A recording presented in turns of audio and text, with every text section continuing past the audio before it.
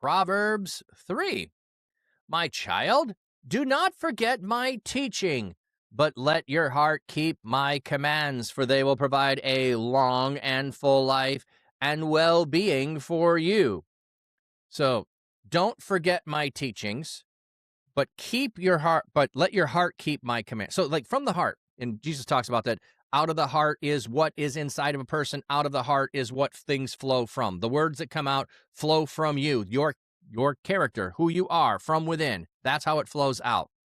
For they will provide a long and full life and well-being for you. This is generally going to be true. If you follow these things, you generally are going to have a long, full life full of well-being. However, we live in a fallen world, and this is not a guarantee or a promise. Do not let mercy and truth leave you. Bind them around your neck and write them on the tablet of your heart. So mercy and truth, don't let those things get away. So in other words, mercy. Mercy, yes, mercy. Mercy is part of what wisdom is. Showing mercy to others is one of the things that you need to cling on to. Truth, not being deceived by other people, not going along with, well, this won't hurt anybody. We can get away with it. That's not truth. You can't, okay? So, and bind them around your neck, like a collar, I guess? I don't know. I wonder what word is used there. Not going to bother to look it up. It might not actually enhance this in any way. Just wondering. But they're there, and then write them as a tablet on your heart. So what do we have here on that one? Is it actually heart? Picture tying mercy and truth on your neck is similar to tying God's commands on your hands and letting your frontlets of your eyes in Deuteronomy to live Deuteronomy. Yeah. So the Shema talks about binding them on your wrist and on your forehead. So you're putting them, right there for you to have them, binding them around your neck, tablet of your heart. They are within you. They are on you. They're not lost. They're with you always. Then you will find favor and good understanding in the sight of God and people. So one of the benefits of living out mercy and truth is you are going to find favor and good standing with people and with God. Is it good understanding versus good standing? Does not seem parallel. The LXX attaches two words and renders it and devises excellent things in the sight of the Lord and of men. Okay, so good understanding, excellent thing. Okay. Favor and good understanding, suggest amending, good understanding, a good name. Okay, yeah.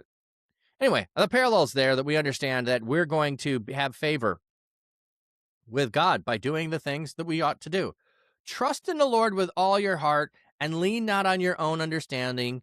Acknowledge him in all your ways, and he will make your path straight. I mean, this is a very prominent passage that lots of people know and recite. Trust in the Lord with all your heart. So we already have this ongoing thing, and we're jumping in the middle. So mercy and truth are supposed to be the things around our neck and written on the tablet of our heart. So mercy and truth go there first, then trust in the Lord is going to also be there. So mercy, truth, and trust rather than my own understanding. So when two things are in conflict, the Lord and what he says and my own understanding about things, picking the thing I want to trust in the Lord, not myself. Acknowledge him in all your ways, and he will direct your paths. Your way is your walk, your way of life. Your path is your way of life. So acknowledge him in all your ways. So there is and should not be a place of life that does not have God's influence, that you do not go to God and talk to him about. It needs to be all-encompassing, including every piece, every part of your life. Do not be wise in your own estimation. So the contrary, the other opposite option would be, I'm going to be wise in my own estimation. I know everything. I'd say this regularly. I am 100% convinced that 80% of what I believe is 100% right. I just don't know which is the 80 and 20. My arrogance would want me to make that number higher than 80% and say, well, it can't be 20% I got wrong. I'd be able to figure out some of that. No, it was wrong, and I'd get rid of it and change it. But how do I know?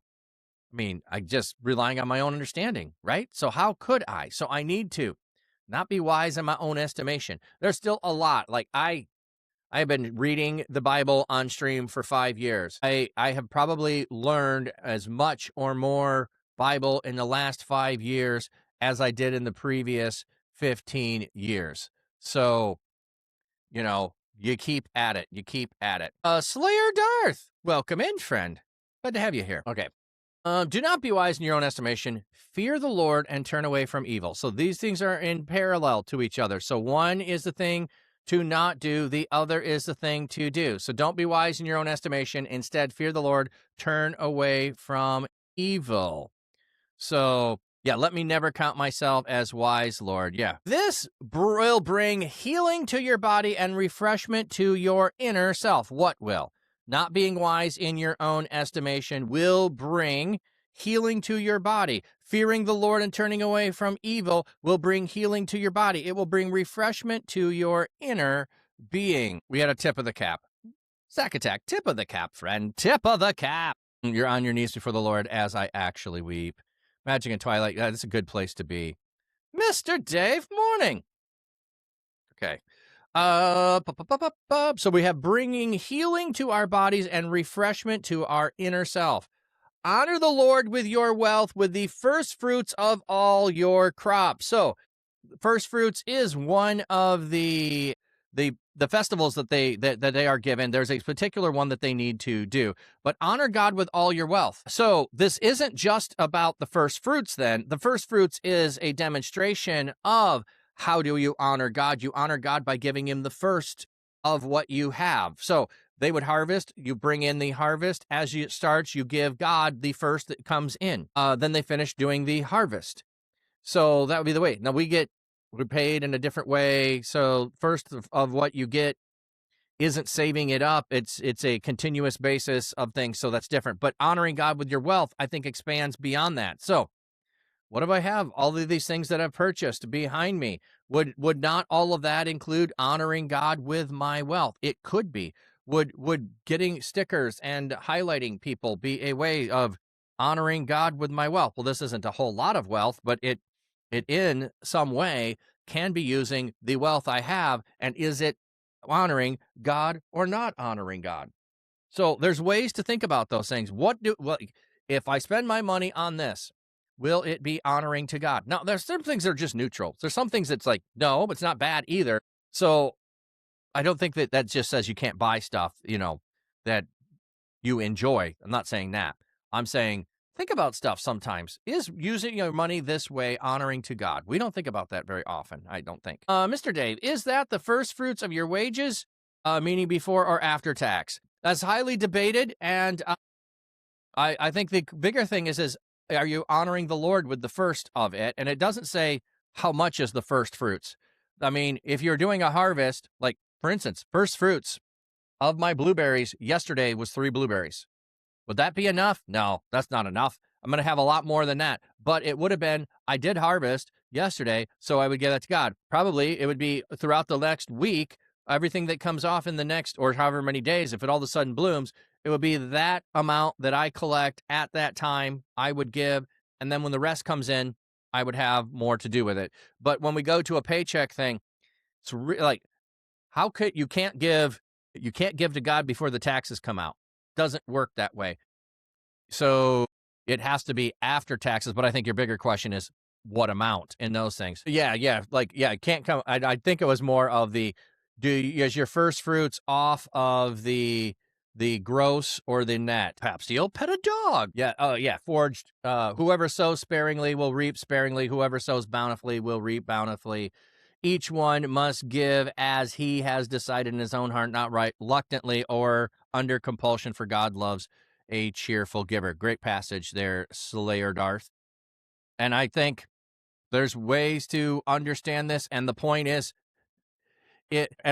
I've said this before too, is I would rather you give 5%, and I don't care if it's net or gross, and be a cheerful giver than to give 10% and be grudging and complaining and all of that. Like, keep your money then. Keep your money then. Do not give it. If you're going to be grumbling, complaining, and no. Just keep it.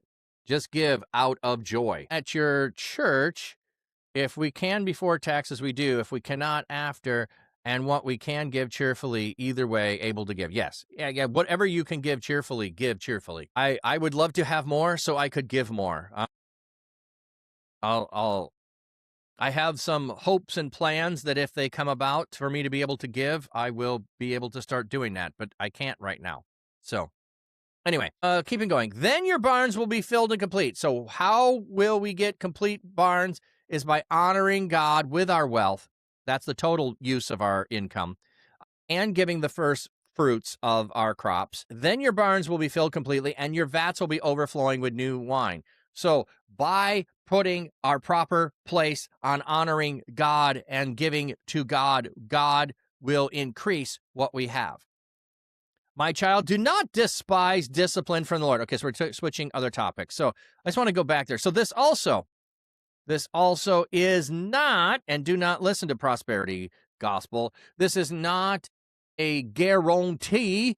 Like if you give your tithe before taxes, you give that 10% every time, then you're going to get a bonus and a raise. No, that's not what's saying. This is a general principle. By honoring God with your wealth, you are going to learn what to do with your wealth. By giving the first fruits, you are going to better learn how to do things with what you have, and you're going to end up having more. It's a general principle that applies, and it's also a relational principle of how are you in relationship with God and others. So don't miss that. It's not a guarantee. It's not an obligation that God has. Well, they're giving me the 10%. I have to. I just can't do anything. I gotta give them more. No, no matter what prosperity gospels will go down that path, do not listen. My child, do not despise discipline from the Lord, and do not loathe his rebuke. So God is going to correct you when you are wrong. Don't get upset by it. Don't run from it. For the Lord disciplines those he loves, just as a father disciplines the son in whom he delights. So God is going to bring discipline because he loves you and delights in you. Now, herein lies the problem. I can't tell you that what's happening to you is God's disciplining you. You might be able to know that. You might be able to see that. We might be able to have a discussion and talk about it, but I can't, outside of just seeing what's happening to you, say, aha, that's discipline of God. No, I can't see that. The other interesting thing is I've heard this passage taken out of the relationship of God and saying, well, the reason that parents need to go punish their children is because it shows love, and they abuse the punishment of their children, claiming it as love when they're disciplining children in some way. So don't use it in that way. Don't use it in that way.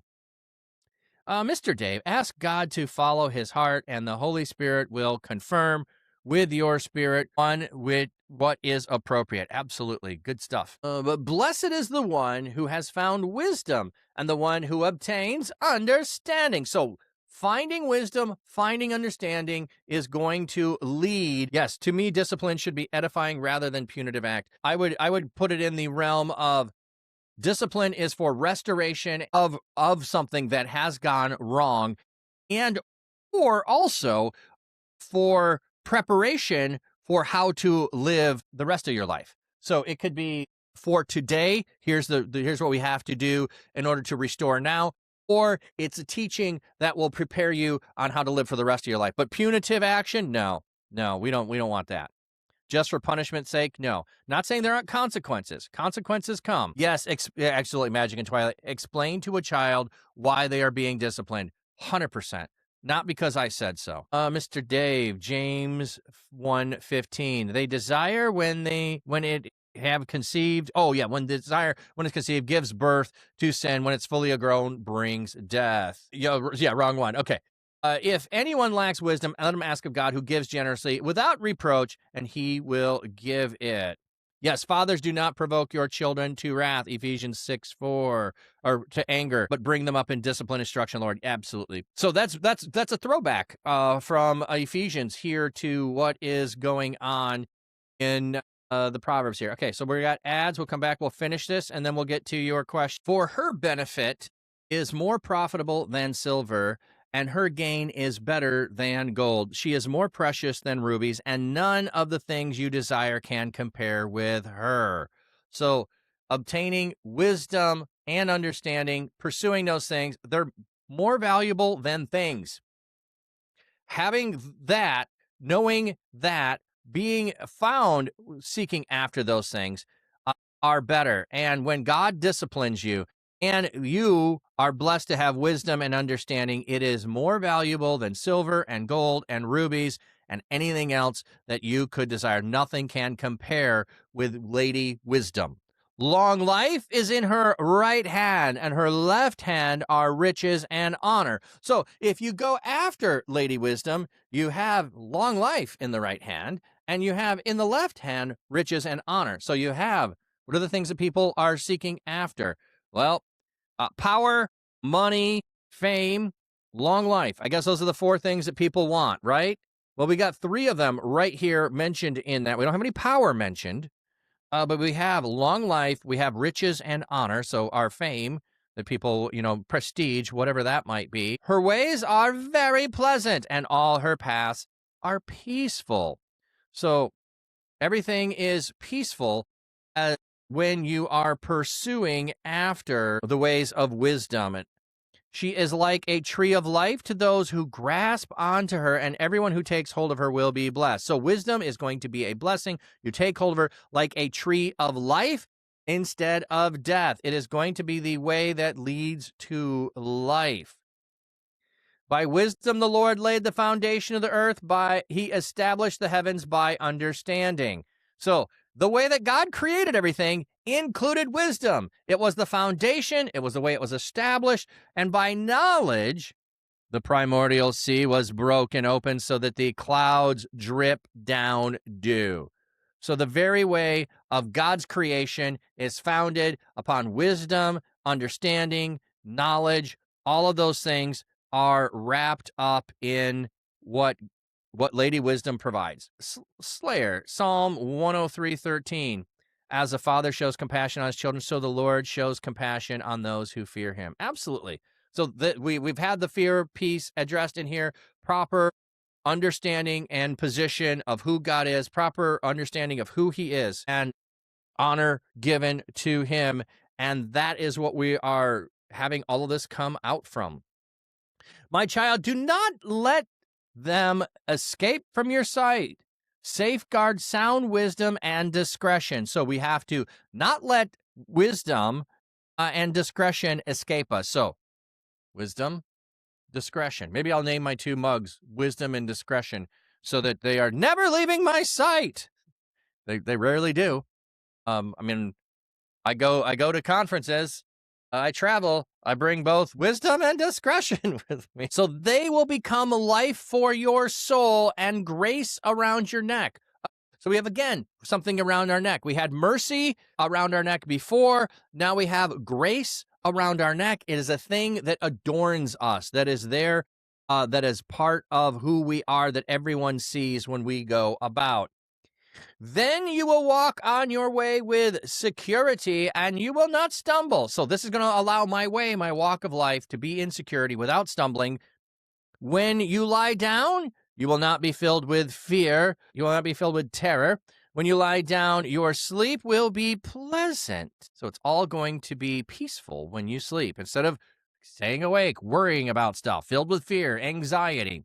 Do not be afraid of sudden disaster, or when disaster overtakes the wicked. So don't be afraid of the things that are happening, for the Lord will be the source of your confidence, and he will guard your foot from being caught in a trap. So God is the one whom you trust in. You do not need to fear or be worried. Do not withhold good from those who need it when you have the ability to help. Ferric. Do not withhold good from those who need it when you have the ability to help. Don't overlook this one. We were talking about how do we honor God with our money earlier. Here's how we do it. If I have the means to help, I'm supposed to help. That's what we're supposed to do. I see it and I respond to it because I have the means and ability. And also not withholding it when you have the ability. Somebody is asking and requesting of you. I think this is very particular here. When someone makes you aware of a need and you could help. Somebody asks you very particularly and you could help, and you don't. Yeah, you're not honoring God with your money, and you also are not, doing good for someone else. Do not say to your neighbor, "Go, return tomorrow, and I will give it," when you have it with you at the time. So that poor beggar who is asking you for money, and you say, "Oh, I don't carry cash on me."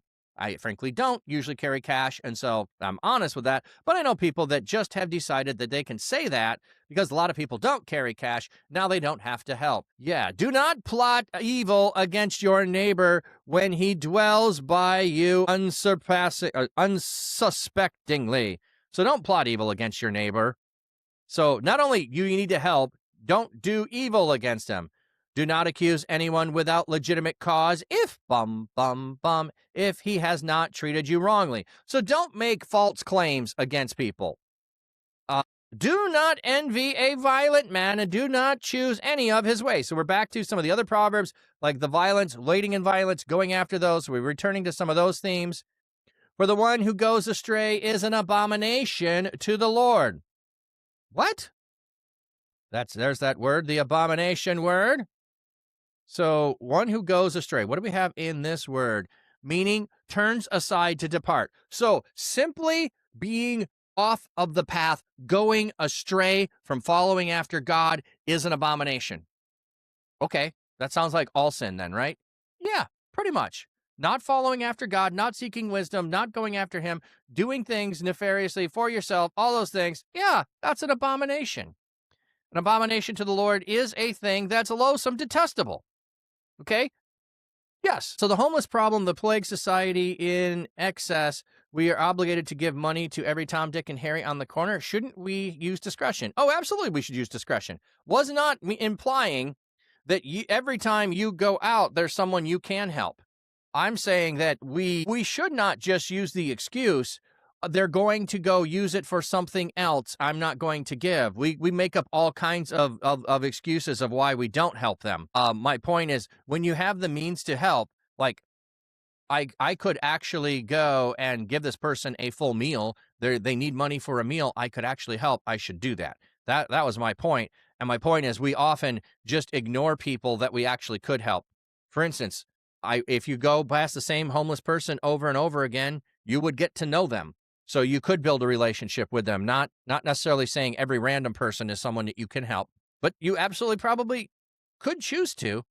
You give to organizations now instead of directly, and that's fine too. I prefer to give directly because I can actually get to know a person instead of just patting myself on the back. The Lord's curse is on the household of the wicked, but blesses the home of the righteous. So we've talked about the two paths. We've got the wicked household, the righteous household, and we've got God's blessing or God's curse is the options that are upon there. Arrogant scoffers, he is scornful, yet he shows favor to the humble. So he's going to treat you the way that you treat. So you are a scoffer, he treats you scornfully. You are humble, he treats you favorably. The wise inherit honor, but he holds fools up to public contempt. So the wise inherit honor. You end up getting honor upon you and inheriting. Might take a while before you get it. It's not always there. It's something that comes later in life. And he holds fools up to public contempt. Yep.